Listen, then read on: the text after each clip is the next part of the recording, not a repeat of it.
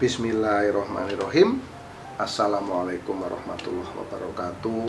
Salam rahayu sagung dumadi.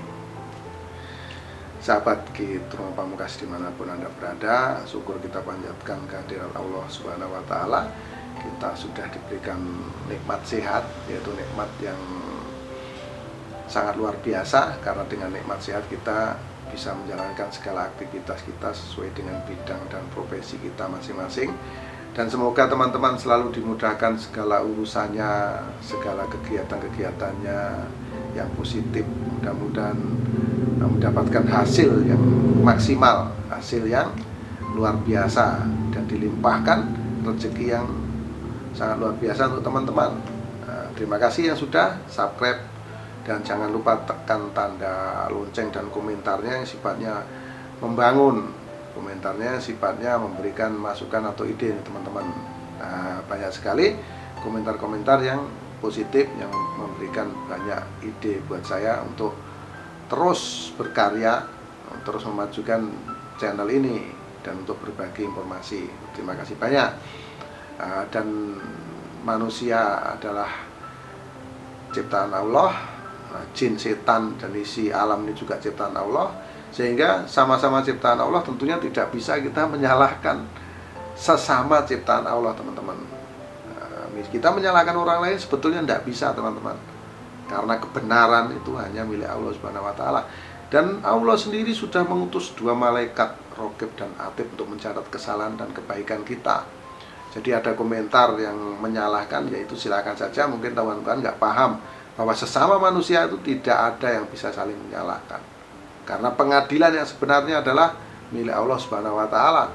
Dan Allah Subhanahu wa Ta'ala sudah mengutus 2 malaikat Raqib dan Atid untuk mencatat kebaikan dan kebenaran atas diri kita.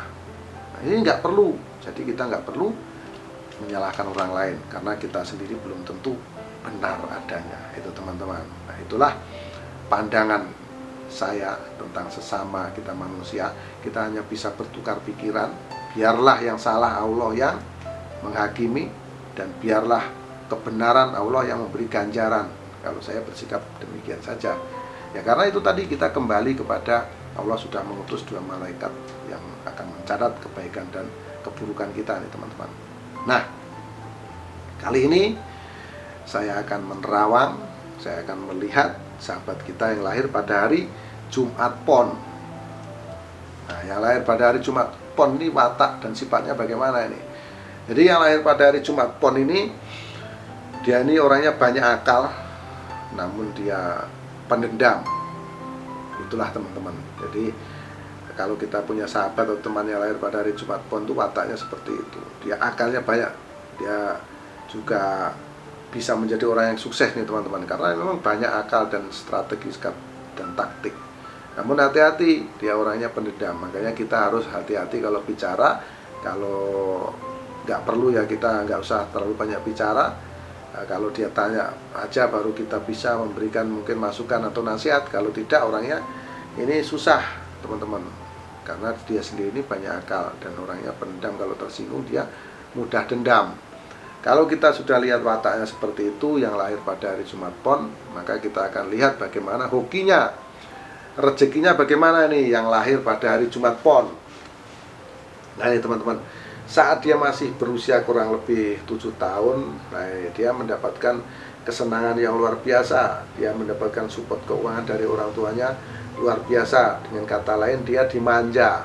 Jadi dia ini dimanja saat berusia kurang lebih 7 tahun ini, teman-teman. Ini terlihat pancaran aura energinya ini sangat terang, dan semakin lama semakin mengecil saat dia berusia kurang lebih 12 tahun. Nah, di usia 12 tahun ini terlihat pancaran aura energinya ini terlihat kecil, namun masih ada nih pancarannya. Boleh dikata ini kehidupannya sederhana.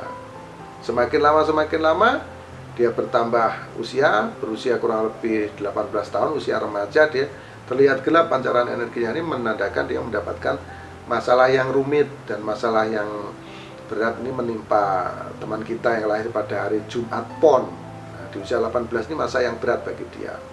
Akhirnya dia bergerak, dia berjuang dengan perjuangan yang luar biasa. Akhirnya timbul power energi di usia dia kurang lebih 20 tahun. Nah, di usia 20 tahun ini muncul power energi pada dirinya nih. Namun masih kapasitasnya kecil dan sederhana. Dan semakin lama dia terus perkuat. Akhirnya apa? Akhirnya saat dia berusia kurang lebih 24 tahun, ini dia mendapatkan kejayaan. Di usia muda ini dia sudah berjaya. Dia sudah mampu mengumpulkan harta yang banyak, harta yang sangat luar biasa nih teman-teman. Di usia kurang lebih 24 tahun. Karena sukses di usia muda, sudah pasti dia kurang kontrol dalam mengelola keuangan. Akhirnya yang terjadi penurunan energi. Menurun dan terus menurun. Saat dia berusia kurang lebih 29 tahun, dia mendapatkan masalah. Yang terjelas adalah masalah ekonomi. Ini berada di level yang terendah ini ekonominya. Di usia 29, lalu dia berjuang dan bekerja keras. Akhirnya apa? Semakin lama semakin perjuangan ini semakin berat, namun dia bisa menyelesaikan permasalahan ini saat usia 35 tahun. Di sini muncul power energi di usia 35 tahun.